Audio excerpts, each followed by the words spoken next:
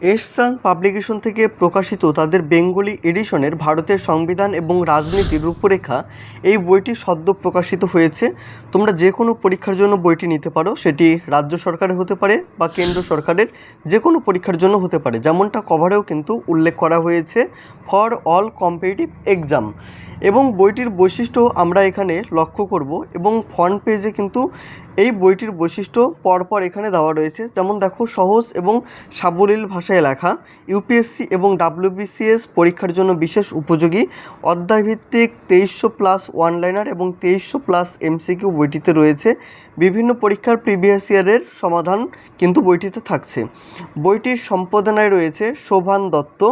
এই ফ্রন্ট পেজটা দেখো এই রকম কালারফুল তোমরা কিন্তু দেখবে, এবং বইটি দেখো অনেকটাই চওড়া, এবং বইটির যদি থিকনেস দেখো অনেকটাই কিন্তু মোটা রয়েছে। এবং ব্যাক সাইডটা যদি তোমাদের দেখাই তাহলে দেখবে ইতিমধ্যে এহসান পাবলিকেশন থেকে যে সমস্ত বই তারা বের করেছে এখানে প্রত্যেকটির ছবি দেওয়া রয়েছে। যেমন কি দেখো, প্রথমে রয়েছে আপার প্রাইমারি টেটের বই, আরআরবি গ্রুপ ডি প্রিভিয়াস ইয়ারের বই। এই বইটিতে তোমরা 2025 থেকে 2026 টোটাল পিওয়াইকিউ প্রশ্ন কিন্তু দেখতে পাবে। জেনারেল সায়েন্সের উপর 3000+ এমসিকিউ বইটিতে থাকছে, এবং জীববিদ্যা, রসায়নবিদ্যা, পদার্থবিদ্যা থেকে টোটাল কভার করা হয়েছে সায়েন্সের এই পার্টটা। এবং গ্রুপ ডির পরীক্ষা তোমরা যারা যে দেবে, তো তোমরা কিন্তু জানো যে সায়েন্সের প্রশ্ন কিন্তু গ্রুপ ডির ক্ষেত্রে অনেকটাই বেশি থাকে। তো সায়েন্সটাকে মজবুত করার জন্য এবং সায়েন্সের প্রশ্ন একটাও যাতে মিস না হয়, সেক্ষেত্রে এই বইটি প্রকাশিত হয়েছে। সাধারণ বিজ্ঞান 3rd এডিশন বইটি চলে এসছে, তোমরা অনেকেই এই বইটি পছন্দ করো। স্ট্র্যাটেজিকের 3rd এডিশন এসছে। জেনারেল নলেজ বুক, এটিও 2026-27 এডিশনে রয়েছে, এবং প্রত্যেকটিরই কিন্তু রিভিউ আমার এই চ্যানেলে রয়েছে। পার্টিকুলার তোমরা যদি কোনো ভিডিও দেখতে চাও অবশ্যই চ্যানেলে ভিজিট করো, তোমরা ফুল রিভিউ কিন্তু দেখে নিতে পারো। এই বইটির এমআরপি করা হয়েছে 899 টাকা। ভিডিওটা দেখার পরে তোমাদের যদি মনে হয় তোমরা বইটা পারচেস করবে আমাদের থেকে, তো সেক্ষেত্রে স্ক্রিনে দেওয়া নাম্বারে তোমরা যোগাযোগ করে নাও। বেস্ট ডিসকাউন্টে তোমরা বাড়িতে বসে এই বইটি পেতে পারো। সেক্ষেত্রে স্ক্রিনের নাম্বার থাকবে, তোমরা হোয়াটসঅ্যাপ করে নিও, কেমন কি ডিসকাউন্ট রয়েছে তোমরা জানতে পারবে।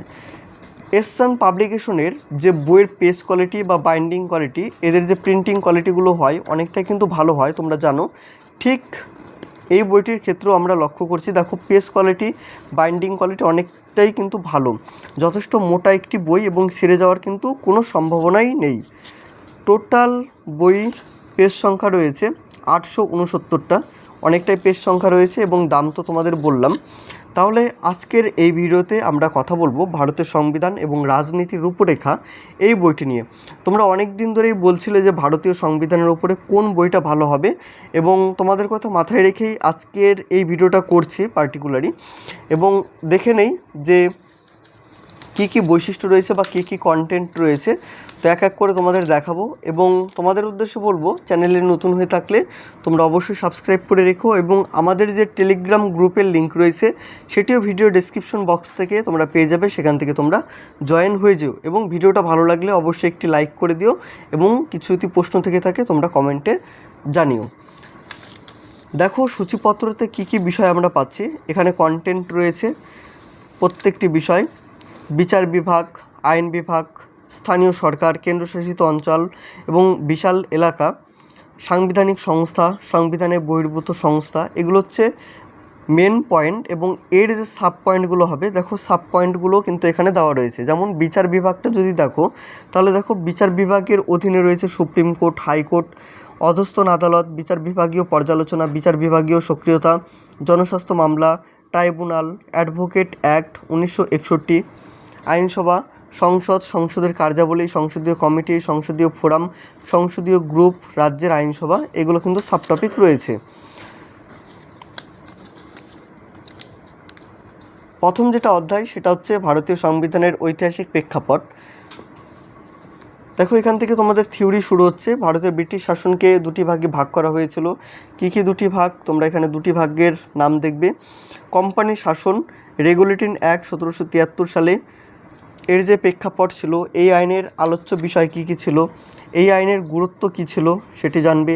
ত্রুটি এবং সমূহ, কী কী এই আইনের ত্রুটি ছিল।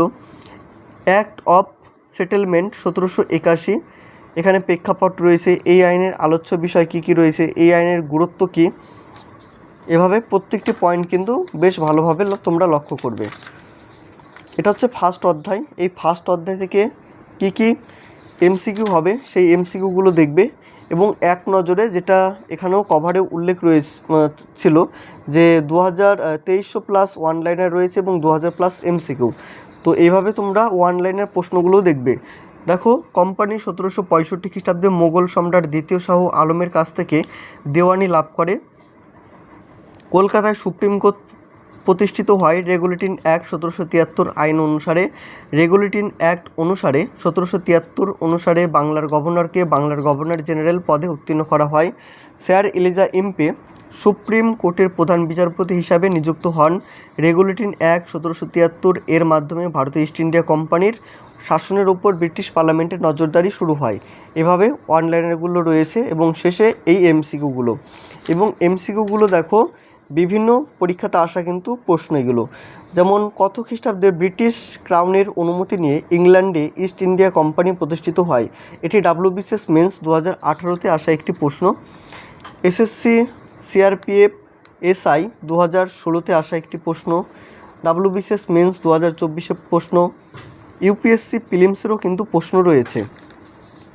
প্রথম অধ্যায় গেল।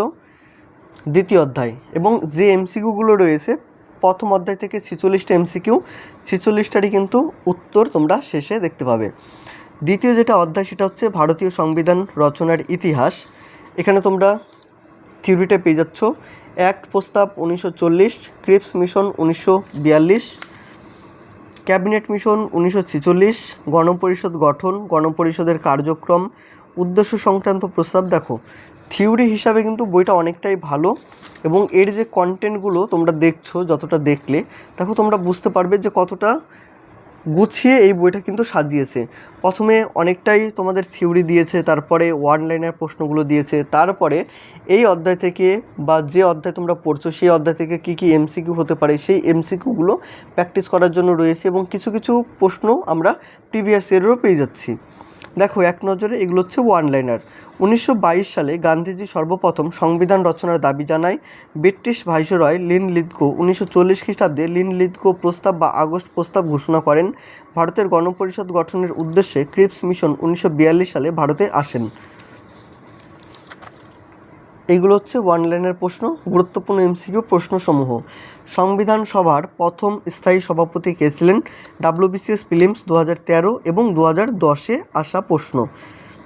গণপরিষদের খসড়া কমিটির চেয়ারম্যান কে ছিলেন? SSC 1999 সালে একবার এসেছিল এবং 2000 সালে এই প্রশ্নটাই কিন্তু এসেছিল। গণপরিষদের প্রায় কত বছর সময় লেগেছিল ভারতীয় সংবিধান রচনা করতে? তোমাদের এটা সকলেরই কিন্তু জানা একটি প্রশ্ন। অপশন রয়েছে প্রায় 1 বছর, প্রায় 2 বছর, প্রায় 3 বছর, প্রায় 4 বছর। তোমাদের যেটি মনে হবে তোমরা অবশ্যই কমেন্টের মাধ্যমে জানিও। ভারতীয় সংবিধান কবে গৃহীত হয়? এটি দেখো, WBCS প্রিলিমস 2020-তে এসেছিলো প্রশ্ন, 2010 সালে এসেছিলো, 2006 এবং মেন্সে 2019-এ এই প্রশ্নটা এসেছিলো এবং SSC CGL 2011-তে এই প্রশ্নটাই কিন্তু এসেছিলো। গণপরিষদের প্রথম অধিবেশন কবে বসেছিল? WBCS মেন্স 2018 এবং 2019-এ এই প্রশ্নটাই কিন্তু রিপিট হয়েছিল। কে গণপরিষদের সাংবিধানিক উপদেষ্টা ছিলেন? UPSC প্রিলিমস 2006-এ আসা একটি প্রশ্ন। কত সালে ক্যাবিনেট মিশন ভারতে আসে? WBCS প্রিলিমস 2020-তে আসা একটি প্রশ্ন। তৃতীয় নাম্বার যেটা অধ্যায় সেটা হচ্ছে ভারতীয় সংবিধানের উৎস। এখানে উৎসগুলো বলা হয়েছে। ভারত শাসন আইন 1935 সালে, ব্রিটিশ সংবিধান, মার্কিন যুক্তরাষ্ট্রের সংবিধান। এক নজরে এটা হচ্ছে ওয়ান লাইনার এবং গুরুত্বপূর্ণ এমসিকিউ। এভাবে প্রত্যেকটি চ্যাপ্টারেরই আমরা থিওরি পাচ্ছি, তারপরে ওয়ান লাইনার এবং তারপরে এমসিকিউ। ভারতীয় সংবিধানে মৌলিক কাঠামো, ভূমিকা রয়েছে। এখানে দেখো, মামলার নাম, সাল, মূল বিষয়, রায় এবং হচ্ছে ভূমিকা। গুরুত্বপূর্ণ এমসিকিউ, প্রশ্নোত্তর এবং শেষে উত্তরমালা রয়েছে। সরকার ব্যবস্থা, সিস্টেম অফ গভর্নমেন্ট। সংসদীয় ব্যবস্থা প্রথমে রয়েছে। দেখো, সংসদীয় ব্যবস্থার মূল বৈশিষ্ট্য কী? সংখ্যাগরিষ্ঠ দলের শাসন, যৌথ দায়িত্বশীলতা, আইনসভা এবং শাসন বিভাগের সংমিশ্রণ, প্রধানমন্ত্রীর নেতৃত্ব, নিম্নকক্ষের বিলুপ্তি, রাষ্ট্রপতি শাসিত সরকারের মূল বৈশিষ্ট্য। ওয়ান লাইনের প্রশ্ন এবং এমসিকিউ। এভাবে পরপর প্রত্যেকটি অধ্যায় দেখবে। ভারতের রাষ্ট্রপতি, এটা হচ্ছে ভারতের রাষ্ট্রপতি অধ্যায়। দেখো 1950 সালে রাষ্ট্রপতি পদটি সৃষ্টি হয়। দেশে প্রথম রাষ্ট্রপতি হন ডক্টর রাজেন্দ্র প্রসাদ। দেশে প্রথম মুসলিম রাষ্ট্রপতি হিসাবে নির্বাচিত হন ডক্টর জাকির হোসেন। ভি গিরি প্রথম ব্যক্তি যিনি একটি প্রেসিডেন্ট এবং প্রেসিডেন্ট দুটি পদেই ছিলেন। দুজন রাষ্ট্রপতি জাকির হোসেন এবং ফকিরউদ্দিন আলী আহমেদ রাষ্ট্রপতি পদে থাকাকালীন মারা যায়। সংবিধান অবস্থা, নিচে রাষ্ট্রপতি সংক্রান্ত গুরুত্বপূর্ণ ধারাগুলি বিষয়বস্তু আলোচনা করা হলো। একদিকে রয়েছে ধারা, একদিকে বিষয়, একদিকে ব্যাখ্যা। যেমন 52 নম্বর আর্টিকেল যেটা রয়েছে বিষয়বস্তু ভারতের রাষ্ট্রপতি, ব্যাখ্যা কি ভারতের একজন রাষ্ট্রপতি থাকবেন। 53 নম্বর যেটা আর্টিকেল, এটার বিষয়বস্তু কেন্দ্রীয় শাসন ক্ষমতা, ব্যাখ্যা ইউনিয়ন বা কেন্দ্রীয় সমস্ত শাসন বিভাগীয় ক্ষমতা রাষ্ট্রপতির হাতে ন্যস্ত থাকবে। 54 নম্বর ধারা, বিষয় হচ্ছে নির্বাচন, ব্যাখ্যা রাষ্ট্রপতি একটি নির্বাচক মণ্ডলী দ্বারা নির্বাচিত হবেন। 55 নম্বর ধারা, বিষয় হচ্ছে নির্বাচনের পদ্ধতি, ব্যাখ্যা কি নির্বাচনের পদ্ধতি হবে সমানুপাতিক প্রতিনিধিত্ব এবং একক হস্তান্তরযোগ্য ভোটদান পদ্ধতি। রাষ্ট্রপতি নির্বাচনের নমিনেশন পদ্ধতি, রাষ্ট্রপতি নির্বাচন বা ভোট গণনা কেমন হয়, পদের যোগ্যতা বা শর্তাবলী কী কী হওয়া প্রয়োজন। এই যেটা টপিক রয়েছে এই টপিক থেকে কিন্তু তোমরা বিভিন্ন পরীক্ষাতে এই প্রশ্নগুলো পেয়ে যাও। যেমন কি বয়স অন্তত 35 বছর হতে পারে এমন প্রশ্নটা হয়, যেমন রাষ্ট্রপতি হতে কত বছর বয়স হতে হয়, বা তাদের বেতন কত হয়, শপথ গ্রহণ কীভাবে হয়, তাদের পদের যে শর্তগুলো রয়েছে সেই শর্তগুলো কি রয়েছে, এই সমস্ত প্রশ্নগুলো কিন্তু এসে থাকে। এটা হচ্ছে ক্যাবিনেট, জনস্বাস্থ্য মামলা, ভারতীয় সংসদ, রাজ্য আইনসভা, এটা হচ্ছে স্থানীয় সরকার, স্থানীয় স্বায়ত্তশাসন ব্যবস্থা,